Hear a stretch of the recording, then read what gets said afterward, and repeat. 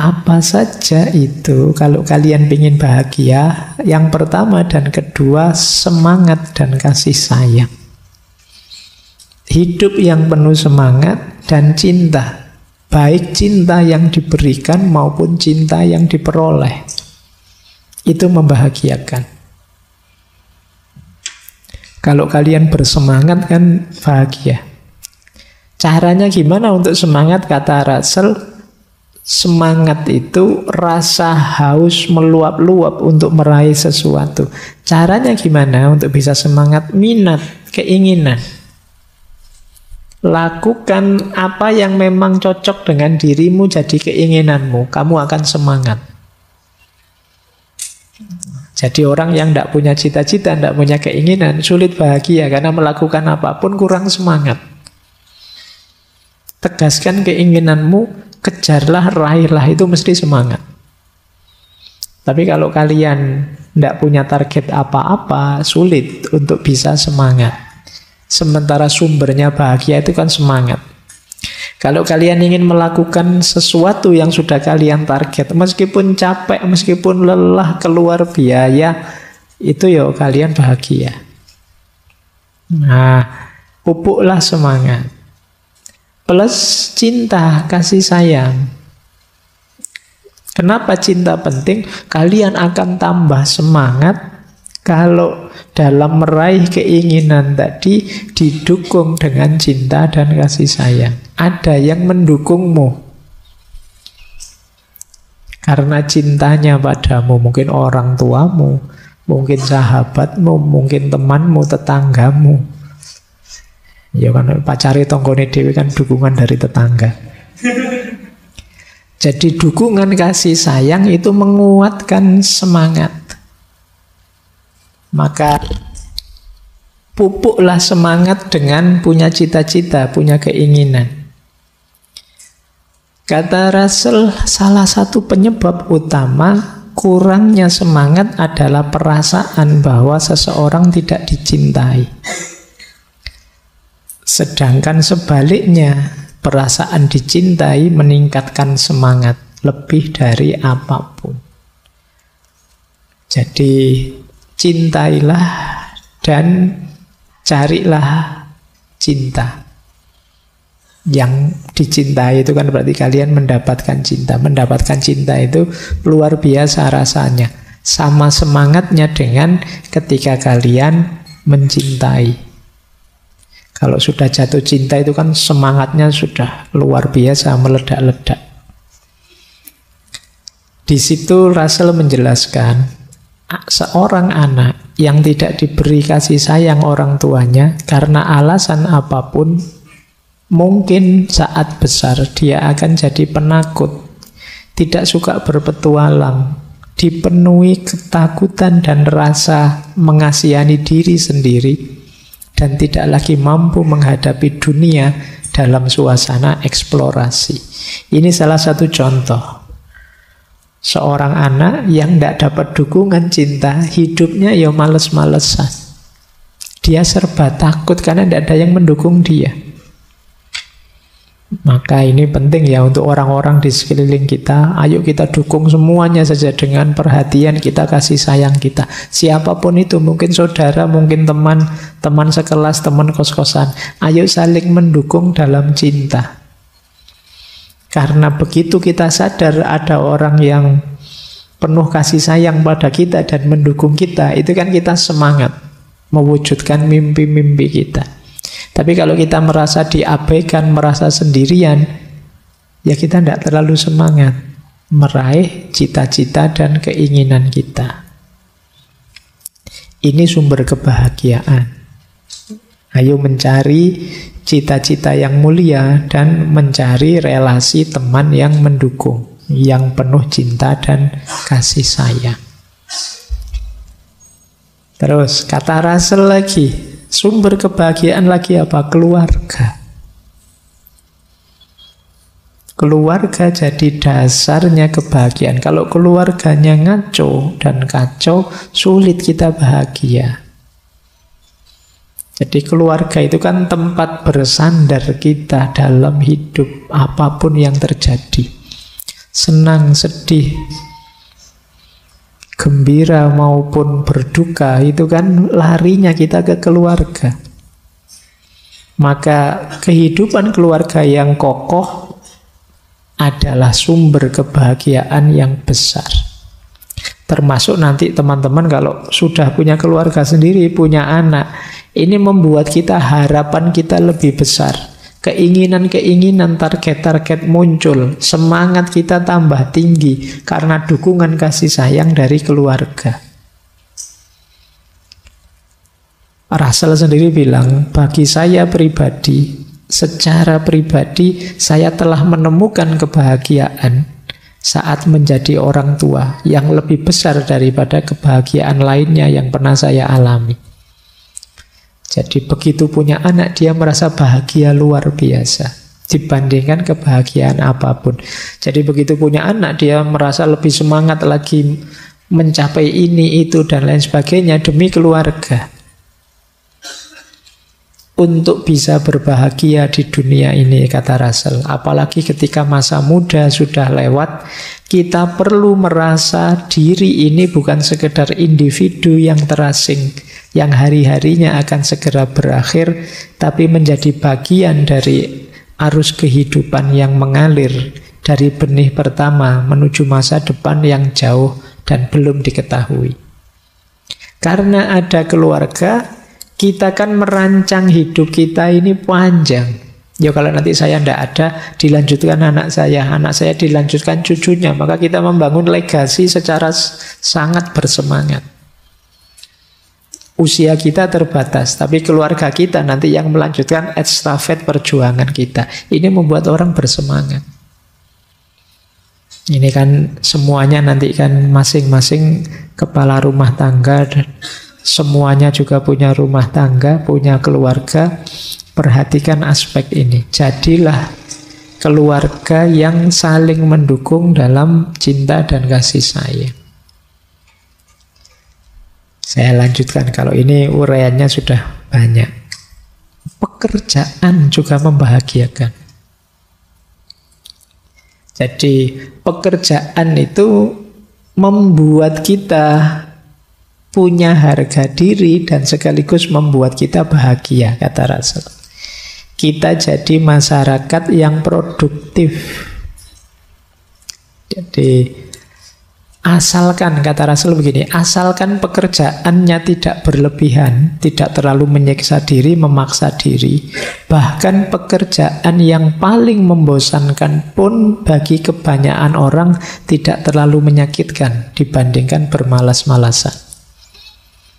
Jadi meskipun kerjaannya itu capek, membosankan, itu lebih mending daripada nganggur, sederhananya itu. Jadi mungkin berkebalikan dengan beberapa prinsip teman-teman, tapi kata Russell begitu. Karena paling tidak kalau kita ada pegangan pekerjaan, kita masih punya pride sedikit banyak. Kalau ditanya orang, kerjaannya sekarang apa? Itu kan bisa dijawab. Tapi kalau tidak, kamu nanti tolak-tolak bingung. Wah, saya sekarang sibuk apa? Sibuk nganggur. Itu kan tidak enak jawabnya. Nah, kata dia, dibandingkan bermalas-malasan, meskipun pekerjaannya sangat membosankan, tapi lebih mending secara sosial. Nah, ini makanya tadi saya bilang paradigmanya Russell ya rasional saja, realistis. Dan memang bekerja itu adalah hal yang diinginkan. Yang pertama dan terutama sebagai pencegah kebosanan. Karena kebosanan yang dirasakan seseorang ketika ia melakukan pekerjaan tidak ada artinya dibandingkan kebosanan yang dirasakan ketika ia pengangguran. Kan beda ya rasanya.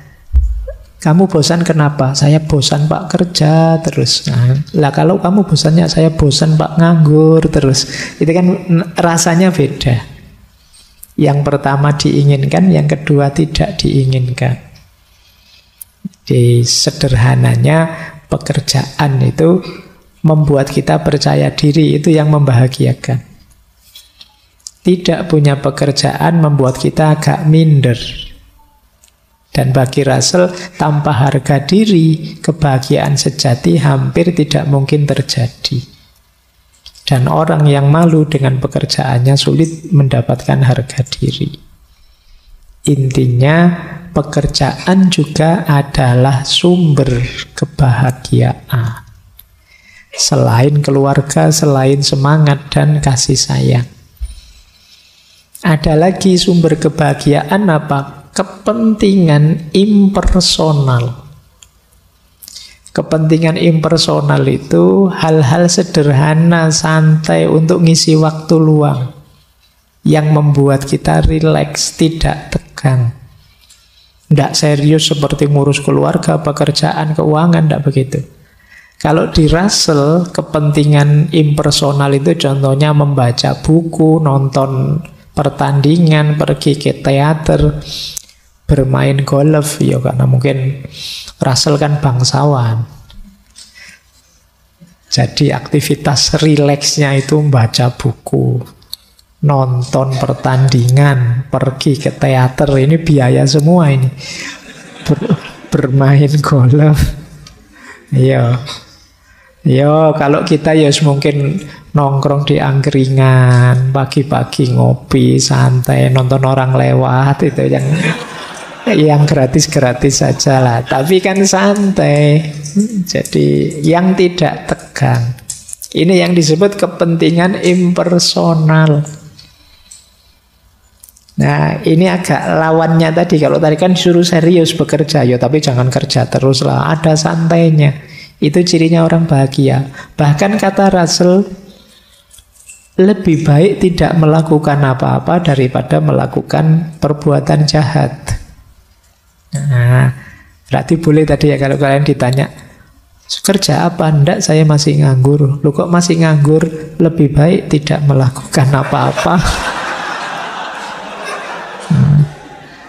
daripada melakukan perbuatan jahat. Ini jawabannya ya, nanti kamu nggak usah grogi. Jadi separuh dari pekerjaan yang bermanfaat di dunia adalah memerangi pekerjaan yang merugikan. Jadi diam saja itu termasuk masih menguntungkan daripada jahat.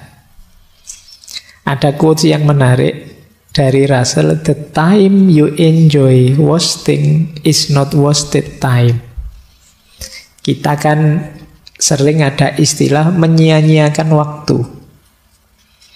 Kamu melakukan apa saja sih, tidak penting, itu menyia-nyiakan waktu. Tapi kalau kita bisa menikmatinya, itu bukan wasting time, kata Russell. Yaitu kepentingan impersonal tadi.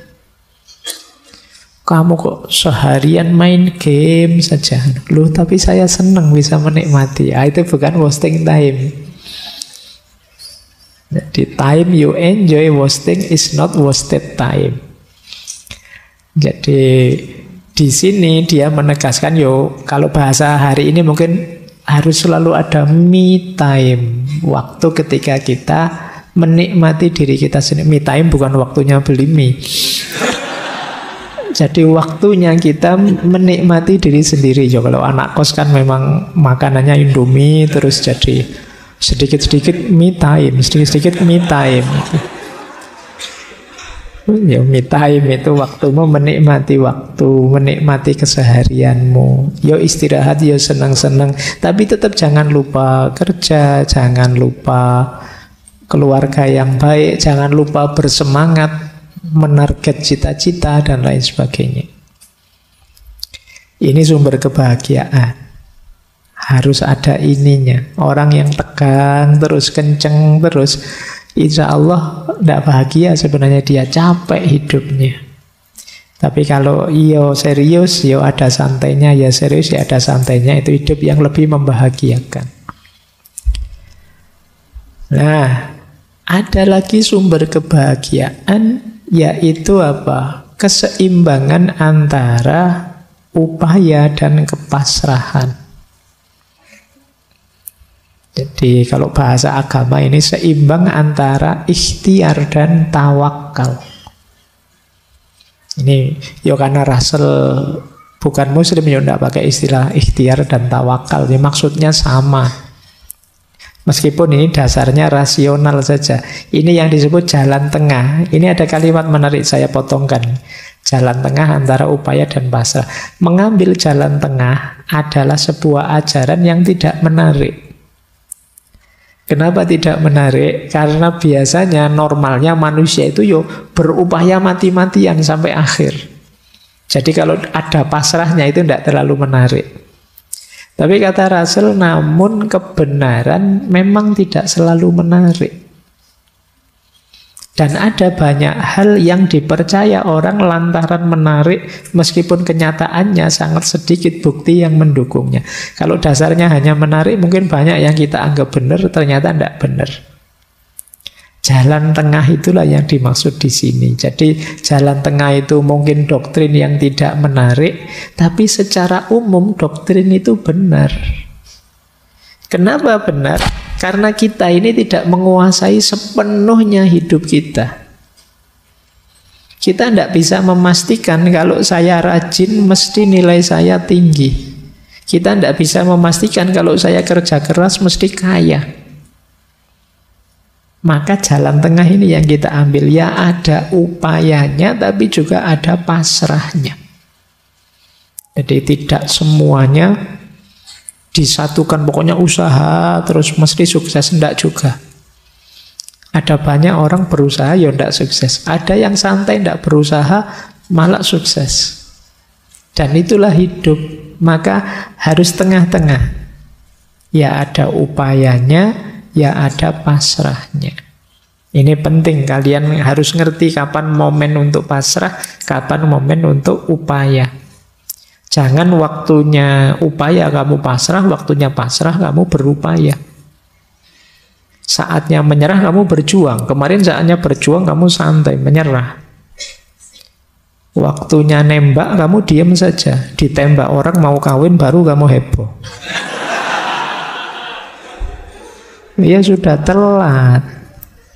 Jadi kamu harus tahu batasnya upaya dan pasrah. Orang bijaksana itu, kata Russell, walau dia tidak akan diam menghadapi kesulitan yang dapat diatasi, namun dia tidak akan membuang waktu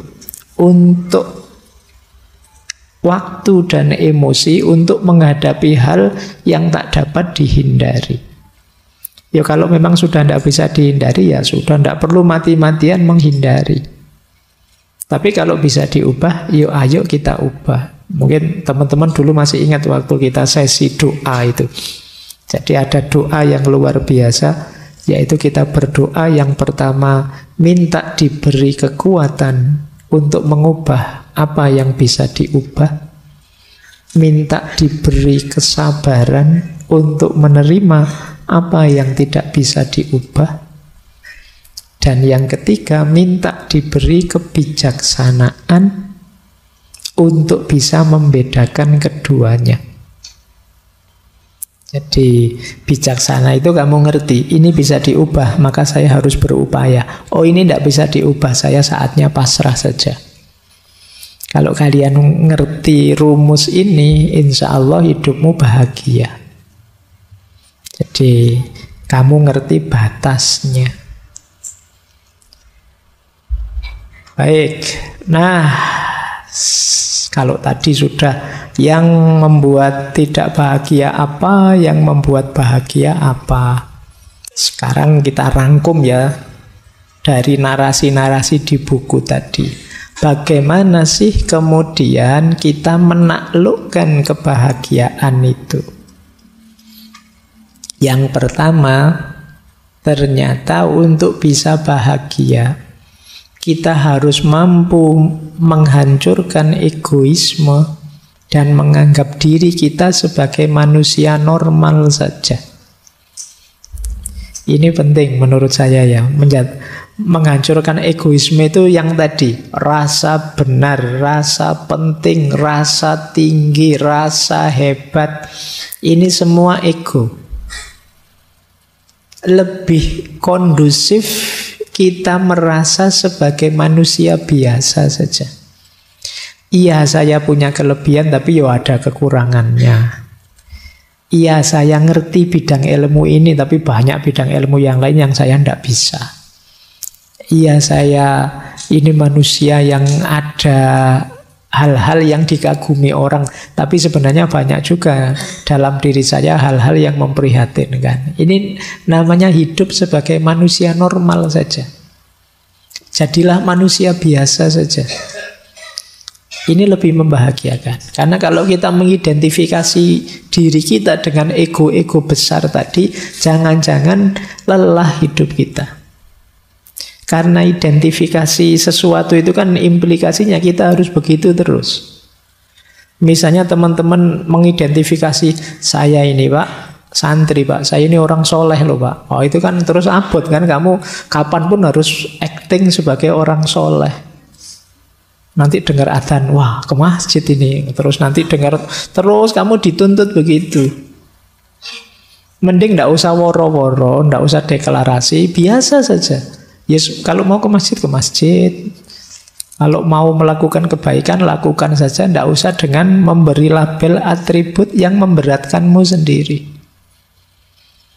Jadi itu yang disebut kesadaran sebagai manusia biasa saja. Itu akan lebih membahagiakan. Yang kedua, berhentilah bersikap perfeksionis, menipu diri sendiri. Kalau iya bilang iya, kalau tidak bilanglah tidak. Tidak usah perfeksionis. Orang tahu kok semua orang itu ada kurangnya, tidak ada manusia yang sempurna. Kadang-kadang salah sedikit, kadang-kadang khilaf sebentar, manusiawi. Tidak usah menipu diri, itu akan lebih memberatkan kita. Tidak usah terlalu banyak pakai topeng lagi, topeng kita sudah banyak dalam hidup ini. Biar tidak lelah. Yang membuat kita lelah itu kan karena kita menipu diri kita sendiri. Misalnya kalau ditanya, ngantuk enggak mas ngaji kayak gini? Enggak Pak, saya melek terus. Tapi yo pas ngaji deklak-deklok itu kan yo kamu berat sendiri, nanti ada temennya lihat malu kan. Kamu coba tadi bilang yo saya kadang-kadang ngantuk Pak, itu kan lebih santai. Tapi karena kamu menipu dirimu sendiri, ya berat akhirnya. Jadi konsekuensi yang harus kamu tanggung. Yang ketiga, untuk bisa bahagia, yuk berjuang, bekerja keras mencapai tujuan. Ya, kita harus berikhtiar, berusaha. Sambil tadi ya, ngerti batasnya kapan pasrah. Dan jangan dibiasakan menyalahkan keadaan, mencari kambing hitam. Biasa kok hidup itu ada sukses, ada gagal. Ada lulus, ada tidak lulus, biasa. Ya memang rumusnya hidup begitu. Ada senang, ada susah. Wajar itu sudah. Tidak usah cari kambing hitam, tidak usah menyalahkan keadaan. Nanti tambah berat. Wah ini gara-gara temanku ini tiap malam ngajak begadang saja, tidak lulus mata kuliahku. Lalu kamu sendiri ya mau diajak begadang. Disalahke kancane. Jadi ya sudahlah, kalau sudah begitu ya efeknya memang begitu, karena kamu begadang tidak lulus biasa saja. Iya sih Pak, berarti besok saya harus lebih baik lagi, kan begitu saja. Tanpa harus rasa bersalah berkepanjangan, merasa berdosa berkepanjangan.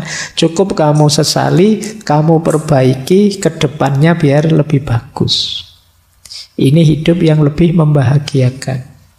Tidak terlalu bertele-tele, apalagi kamu terus menyangkal, denial, nyari-nyari alasan. Saya itu sebenarnya rajin loh Pak, saya tidak tahu saya kemasukan apa saya semester ini. Nggak usah pakai alasan macam-macam lah, ya sudahlah diterima saja. Ya wajar kok orang itu kadang seneng, kadang susah, kadang gagal, kadang sukses. Asal kita bisa menata diri sehingga terus progres tambah baik, itu sudah luar biasa. Yang keempat, ayo kita minimkan ketakutan-ketakutan, kecemasan-kecemasan yang tidak perlu. Mari kita sadari kadang-kadang kecemasan kita itu tidak beralasan, sia-sia saja.